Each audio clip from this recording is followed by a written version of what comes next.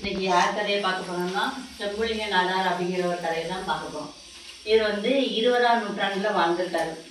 நம்ம நாட்டுக்கெல்லாம் சுதந்திரம் கிடைக்கிறதுக்கு முன்னாடி வாழ்ந்திருக்காரு. அப்போ வந்து இவர் வந்து நாடார் சமுதாயத்தை சேர்ந்தவர் அப்படிங்கிறதுனால இவங்களோட தொழில் என்னென்னா இந்த பனை ஏறி அந்த பயணி காய்ச்சி அப்படி கருப்பட்டி தயாரித்து அதை வந்து சந்தையில் கொண்டு விற்றுட்டு வருவாங்க. அதுதான் இவரோட தொழிலாக இருந்திருக்காரு. இவர் தொழிலாக இருக்கும்போது இந்த தொழிலில் அவர் பெருசாக அவர் வேலை உண்டு அவர் உண்டுன்னு தான் வாழ்ந்துட்டு இருந்திருக்காரு. அப்போ வாழ்ந்துட்டு இருக்கும்போது அப்போ வந்து பண்ணைக்காரங்களாம் இருக்காங்களா அவங்களாம் ரொம்ப அட்டகாசம் பண்ணுவாங்களாமா. இந்த தாழ்த்தப்பட்ட சமுதாயம் இப்படி தாழ்ந்தவங்களாம் ரொம்ப ஏளனமாக பார்க்கறது இப்படிலாம் பார்த்துருக்காங்க. அப்போ அந்த பண்ணைக்காரங்கள்ட்ட இந்த செம்புலிங்க நாடார் என்ன சொல்லுவாராம், இளைஞர்கிட்ட தான் சொல்லுவாரா, நீங்களாம் நல்ல தைரியமாக இருக்கணும், நிறைய தற்காப்பு கலைகள் எல்லாமே நம்ம கற்றுக்கிடணும், அப்படி கற்றுக்கிட்டாதான் வந்து நம்ம வந்து அவங்களுக்கு சாய்ச்சவங்க இல்லை அப்படின்னு சொல்லிட்டு ஒரு சிலம்பு சுற்றினார்னு வச்சுக்கேன், வேகமாக சுற்றுவாராம்.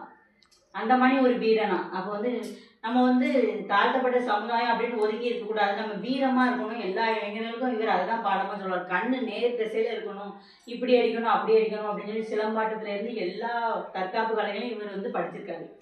அவ்வளோ பெரிய வீரனாகவும் வாழ்ந்திருக்காரு. அப்போ பண்ணையாருக்குள்ளே ஒரு அவங்க குடும்பமாக ஒரு போட்டி நடத்திருக்காங்க. இப்போ வந்து பொங்கல் விழாக்கள்லாம் இப்போ மாடு அடக்குறது அப்படிலாம் இருக்குங்களா, அந்த காலத்தில் என்ன பண்ணியிருக்காங்க, கிணத்தை வேண்டாம் தாண்டுதான் பார்ப்போம் அப்படின்னு சொல்லியிருக்காங்க. அப்போ இவர் என்ன பண்ணியிருக்காரு, இவர் வந்து கிணத்தை தாண்டுறதுன்னா சும்மா தாண்டுறது இல்லை, இந்த தோளில் வந்து ஒரு மூட்டையை வச்சுக்கணும், மூட்டையை வச்சுட்டு இப்படி தாண்டணும். அப்போ அது எவ்வளோ பெரிய விஷயம், மூட்டையோட உள்ள பாறை அடித்து கை கால் உடஞ்சி போயிடும். கரெக்டாக 21 அடி கிணற வந்து இவர் அசால்ட்டாக இப்படி மூட்டையை வச்சு டங்குன்னு தாண்டியிருக்காரு. அந்த இதை வந்து யாருமே இன்னும் ஃபீட் பண்ணவே இல்லை.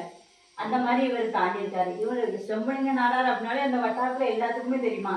இளைஞர்கள்லாம் அப்பவுமே வந்து வடலியிலே செம்புலிங்க நாடார் குரூப்ஸ் அப்படின்லாம் ஆரம்பிச்சிருக்காங்க. அந்த காலத்திலே அந்த மாதிரி ஆரம்பித்து சிலம்பு சுற்றுறது இது நடந்துகிட்டே இருக்கையில் போயிட்டே இருப்பாராம். என்ன பண்ணிட்டு இருக்கீங்க அப்படின்னா, எங்கள் சிலம்பு சுற்றுறோம் அப்படின்னா, நான் சுற்றுறேன் அப்படின்னு சொல்லிட்டு இதே மாதிரி சுற்றணும்டா அப்படின்னு சொல்லிட்டு சிலம்பு சுற்றி காட்டுறது அப்படி தைரியமாக வளர்ந்துருக்காரு.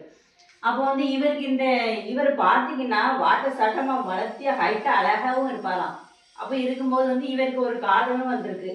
அவர் வந்து ஒரு பொண்ணுக்கு வாக்கு கொடுத்து நான் கல்யாணம் முடிக்க போகிறேன் அப்படின்னு சொல்லியிருக்காரு. அப்போ வந்து அந்த பொண்ணு ஒரு கஷ்டப்பட்ட பொண்ணு. அந்த பொண்ணுக்கு வந்து கல்யாணத்தை வந்து ஒரு பணக்காரன் வந்து நடக்க விடாமலே தடுத்துட்டே இருந்திருக்கான். அப்போ அவனை அடித்து போட்டுட்டு நான் உடனே கல்யாணம் முடிச்சுக்கணுமா அப்படின்னு வாக்கு கொடுத்துருக்காரு.